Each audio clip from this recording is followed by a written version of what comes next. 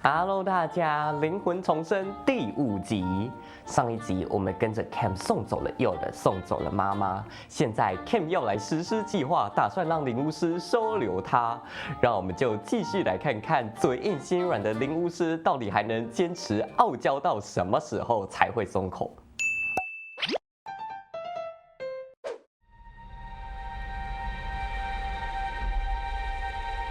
这也是帕兰他的房间是吧？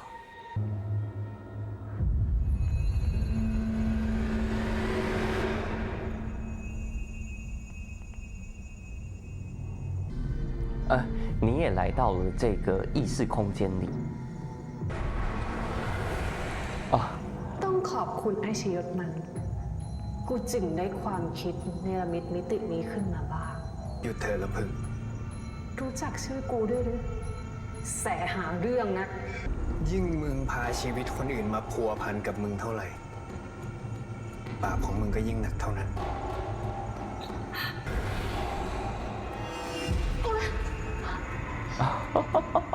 还想对付他哎吼！มึงทำอะไรกูไม่ได้หรอก那女鬼是还不能对他下手没错，但他也还根除不了女鬼的事情啊，对吧？什么？你动不了，脚卡住了。哇，想把他困在这个空间里耶！还没有对他怎么样，只是来个下马威。ไม่นานมนต์ของมึงก็ถูกถอนอยู่ดีมึงคิดว่ากูมีฤทธิ์แค่เพียงนี้หรือ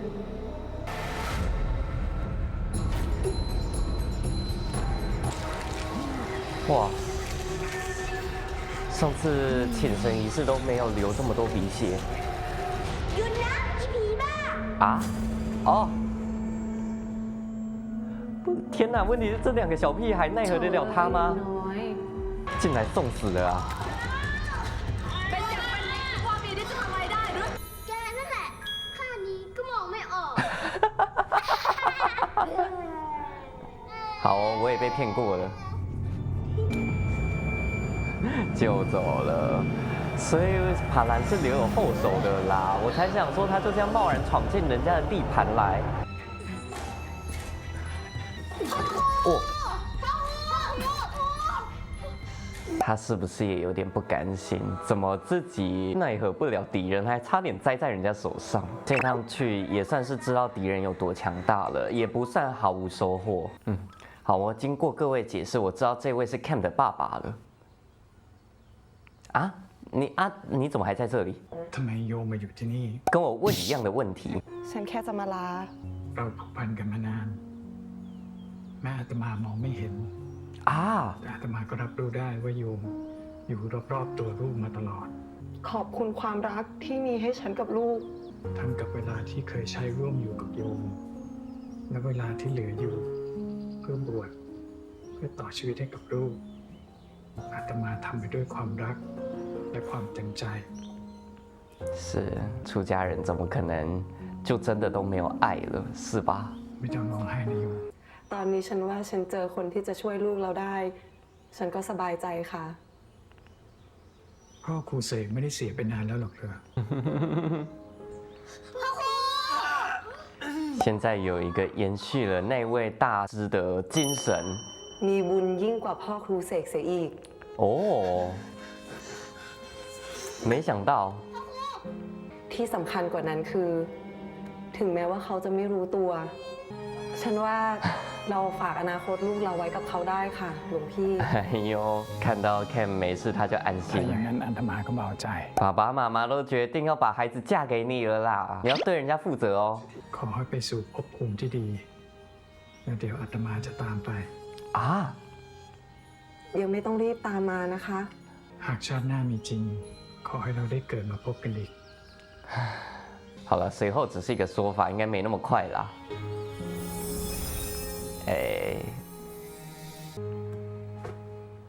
ม่านอาคมก็ยังปกติดีอยู่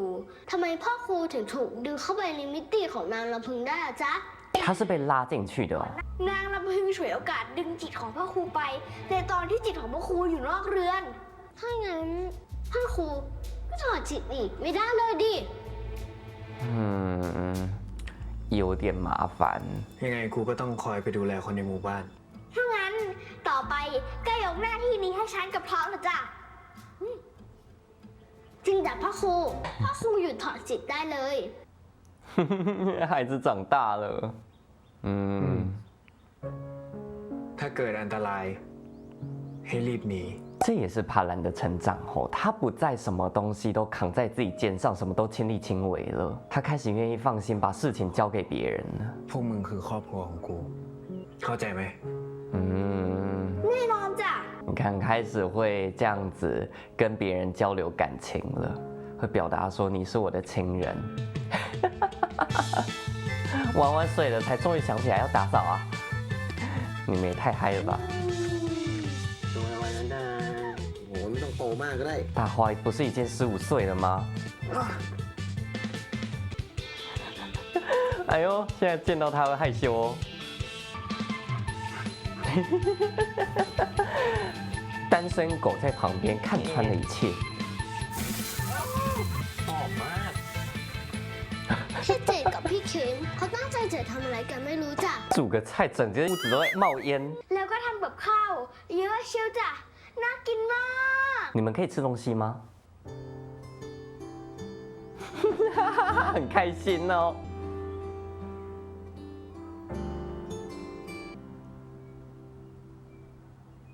静不下心来看书，就别装了啊！还拿反。 กูแค่คิดว่าจะบอกความจริงกับชาญดีไหม ไหนบอกว่าจะเก็บเป็นความลับนี่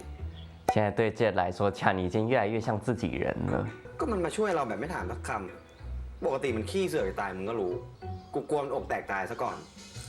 เอาเลย ว่าแต่เจดไม่ได้เกลียดขี้หน้าชาเราหรอ 你这欠揍的表情，Cam 开始磕喽 แค่ กูก็แค่คิดว่ามันไว้ใจได้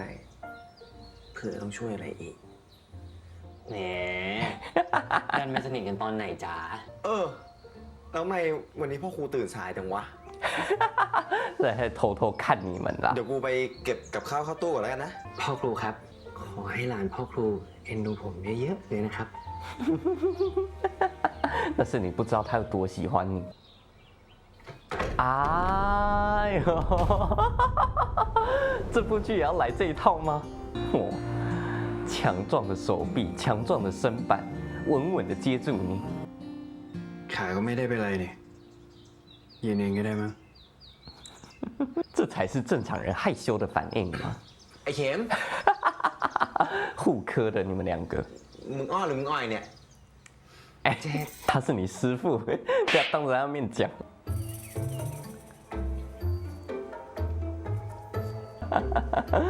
你也是知道他心情好，不会打你哦。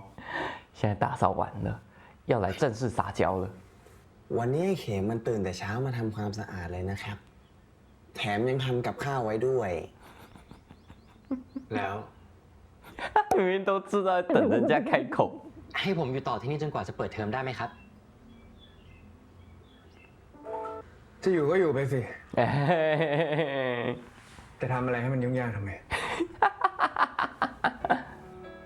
yes 干嘛要搞得我这么害羞？ คุณเข็มจะไม่กลับกรุงเทพหรอครับ 这边倒是可能要离别了吼， แค่อยู่จนพ้นวันเกิดแน่นะครับ 所以知道真相了。 นี่มึงไม่ตกใจที่ไอ้เข็มมันโดนคำสาปเลยเหรอ ถึงตอนนี้ผมเองก็เริ่มชินแล้วล่ะครับ 在这个地方发生什么都不奇怪。 ถึงจะไม่อยากเชื่อ แต่ก็เห็นมากับตา คุณเข็มเก่งมากเลยนะครับ ที่อดทนมาได้ขนาดนี้ 真的。 เฮ้ยเดี๋ยวกลับกรุงเทพเมื่อไหร่อะนัดกินข้าวกันนุ๊ก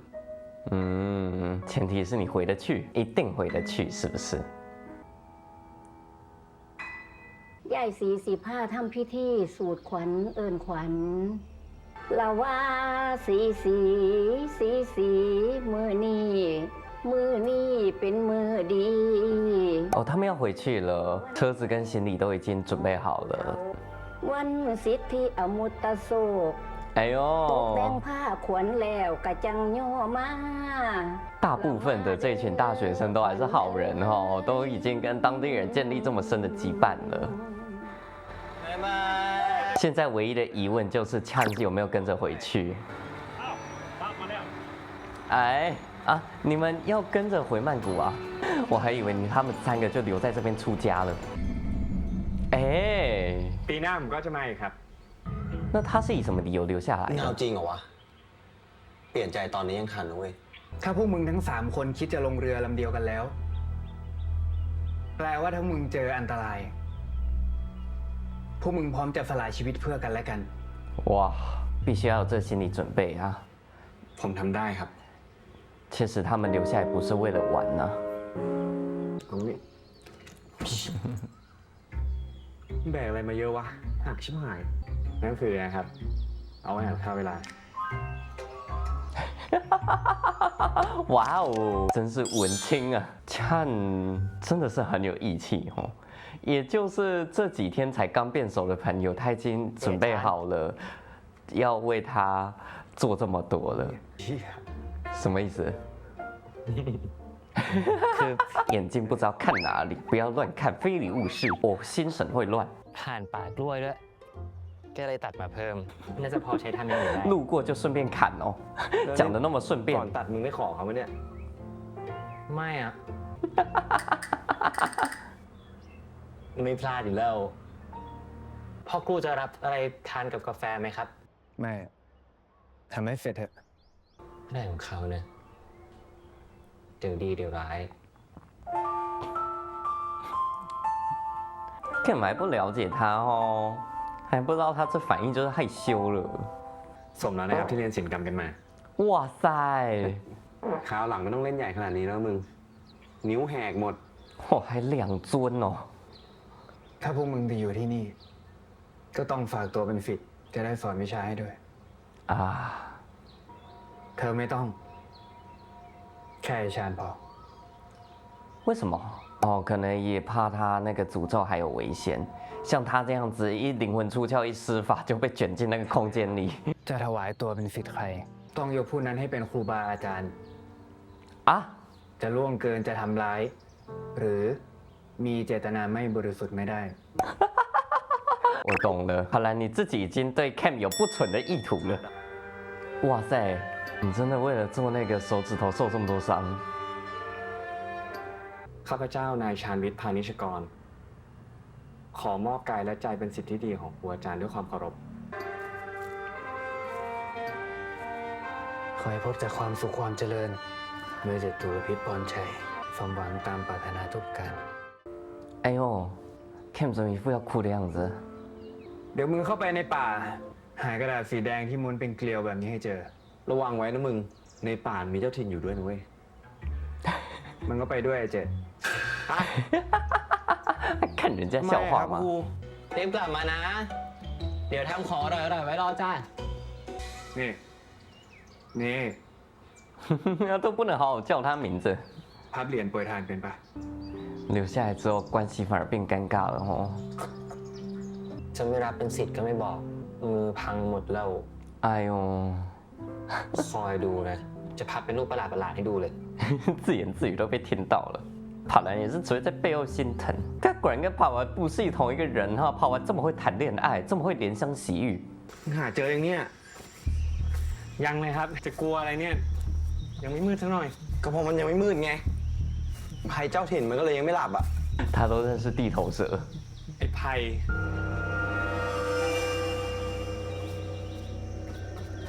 怎么了？找到了不是挺好吗？有危险啊！哎， สรุปมันมีอยู่จริงไหมครับเนี่ย ไอ้ชันข้างหลัง ข้างหลังอะไรครับ 我刚刚也怀疑了一下，是不是他在逗他？ ไอ้ไผ่นี่ไอ้ชันนี่ไอ้ไผ่แกคือนับเด็กเป็นสาวแล้ววิ่งเลยนะ กูยังไม่นับเลย 你自己也快跑了吧？原来地头蛇指的是这个餐具。逃跑途中错过了他们要找的目标。 เจชานกลับมาแล้วเหรอ นี่ครับพ่อครู ผมหาเจอแล้วครับ眼镜掉了。 พ่อครูอยู่นี่ ผมมีสำรองข้างบนอีกอันครับ 在山林住久一点，看能不能让视力恢复一点啦。 เราพกติดตัวไว้ มันจะช่วยมึงเวลาที่มึงเจออันตราย แต่มึงห้ามผิดศีลเด็ดขาด 怎么觉得是个 flag？ 这真的有点扯了。 มีของผมไหมครับ คราวก่อนมึงได้ปางไม้แกะสลักไปแล้วไม่ใช่หรอ แต่รอบนี้ผมเหนื่อยฟรีนะพ่อครู มึงจะเอาอะไร ผมอยากเจอทองกับเอกอีก 哎， พ่อครูช่วย เปิดตาให้ผมได้ไหมครับ พี่เกดมาแล้ว ไงทองเอกนี่ เย้ 所以他们果然会吃这些糖果什么的 จากนี้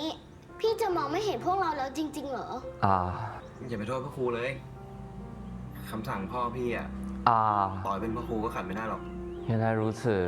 พี่เชื่อว่า ถึงพี่จะมองไม่เห็นพวกเราสองคน พี่ก็จะรับรู้ได้ตลอดว่าเราสองคนอยู่ข้างพี่เสมอ 也不知道他爸爸什么想法，又让他来跟灵巫师拜师学法术，又不让他看到这些好兄弟姐妹。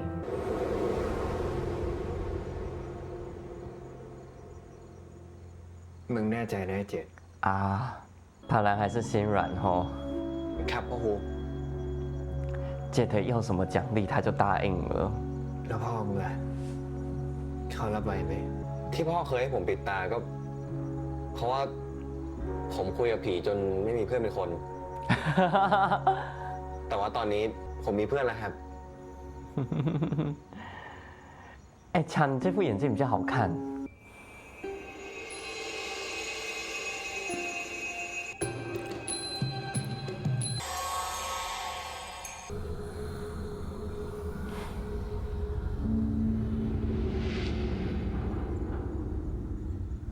哎， พี่เจ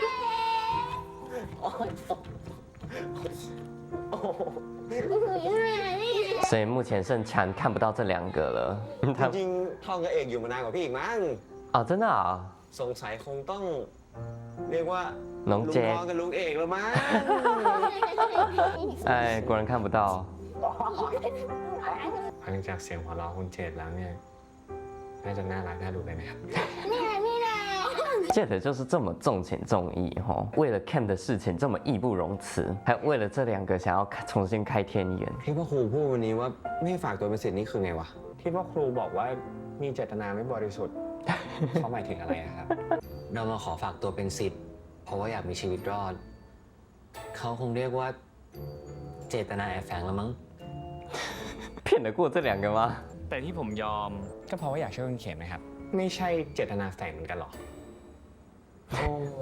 เนาะ 찬还是挺会辩论的，逻辑不错。 มึงมีพิรุษนะ มึงปิดบังอะไรพวกกูอยู่เปล่าหืม 怎么可能瞒得过 Jet 的双眼？ มี 他可是你们的 CP 粉头。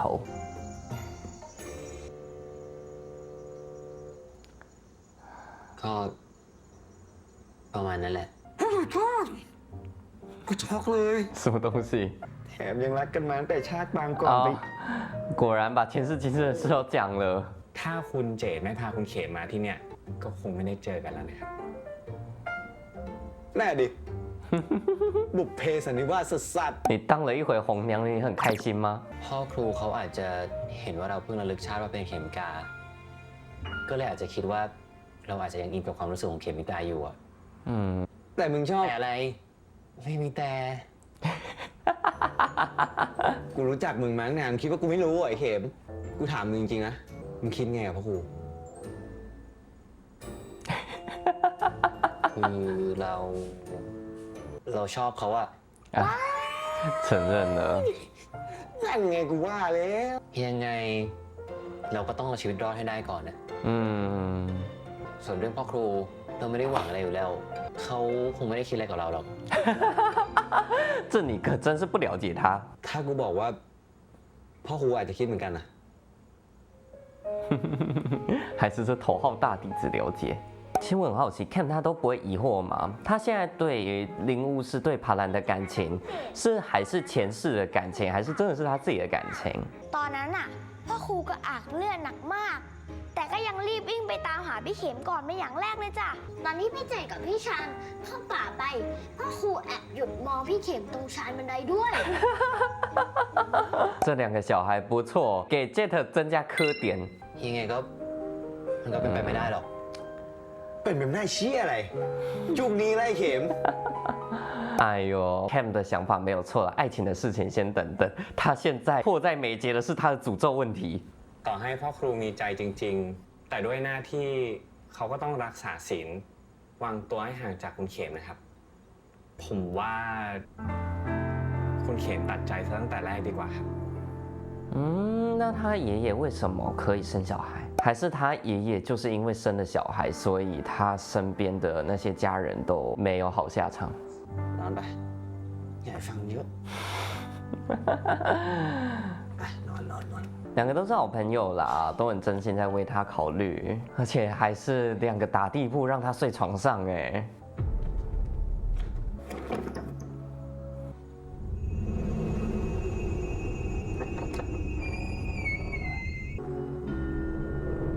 啊？啊！进他们房间还需要先施法才能开门。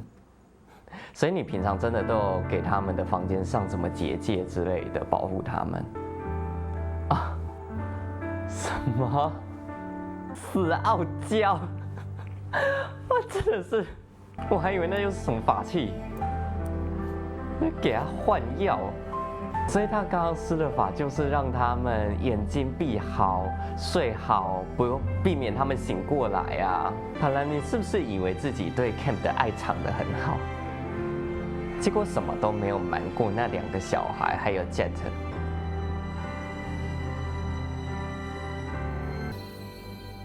哎，你太早把咒语给解除喽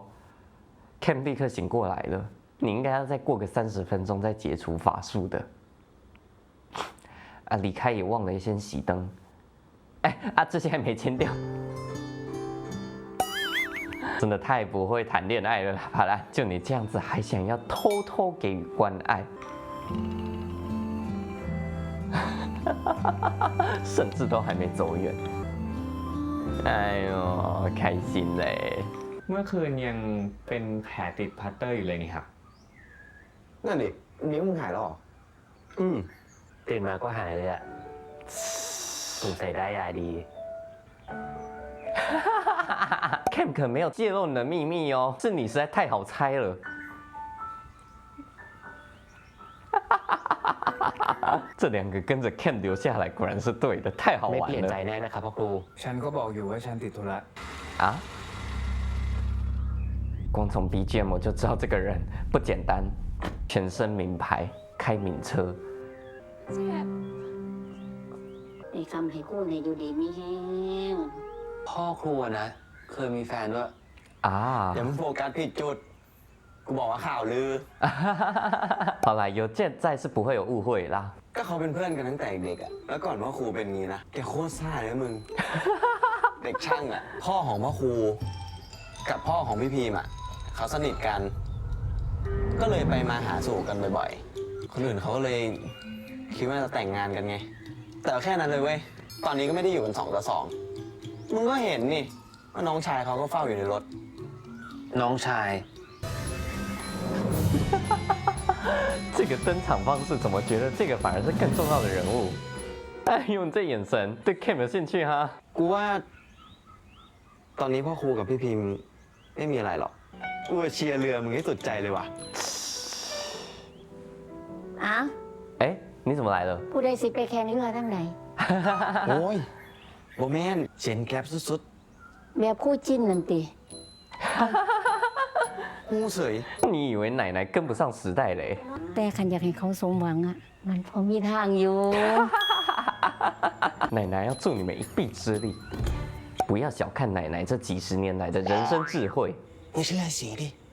ถ้าพ่อครูมีใจจริงอะเขาจะคิดถึงมึงยังอยู่ไม่ส่งเลย奶奶也是够坏的，居然出这种主意。 เราจะเอาจริงใช่ไหมครับเริ่มเลยเพื่อนด้วยนะโมพุทธายะ 什么意思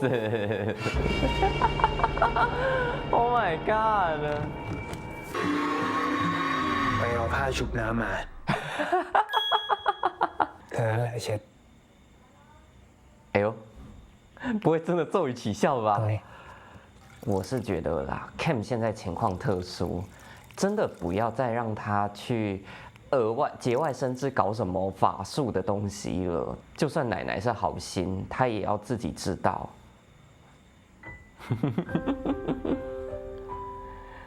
这样子要插到民国几年？一寸一寸抚摸过你英俊的脸庞。 เมื่อกี้เธอท่องอะไร 他不知道吗？ มันคือคาถาของยายศรีอะครับ 还是得让他知道。温馨的一集呀、可能也是因为前面几集发生了太多事情了，所以这一集节奏放缓，给我们稍作休息一下，也算是给前面的那些故事做个总结。故事发展到现在，让每个人都稍微整理一下跟彼此之间的关系。 现在营队的其他大学生都离开了，剩下3位主角留下来专心学习法术。其实也意味着剧情要进入下一个阶段了，无论是爱情的部分，又或者是主线剧情的部分，都是。关于帕兰跟 Cam 的感情啊，其实我的想法跟 Cam 比较接近。我说实话，就是属于悲观派的，对于这位尊敬的、威严不可冒犯的灵巫师啊。 最好不要抱太多的希望，尤其看你现在自身的议题都还没有解决的情况下，不要因为这些事情分心了。虽然他们在那边磕 CP 很好玩，没错，还有婆婆帮他们出怪招，但是呢，总觉得你们现在有空搞这些吗？你们要不要好好学习法术自保？当然，我们知道剧情的感情进度是要继续推进的，没错啦。 可是呢，我担心你们这集敌人是没有攻过来，没错。但你们不正是应该要趁这段期间好好的修身养息，好好的做好准备吗？我当然不反对他们谈恋爱，只是不知道会不会又因为爱情的缘故而让他们后面的故事产生变数，这是我担心的啦。尤其现在还不能确保帕兰一个人足以保住所有人的性命的情况下，敌人可是未知的强大呀。不过无论如何，现在 Chan 和 Jet 成功的留下来，在灵巫师家住，每天开开心心的学习做事，我觉得一切就很满足了。只希望帕兰在知道了 Cam 对他念了什么咒语之后，不要后悔收留他们3个就好哈。行，这一集就看到这边，下次见，拜拜。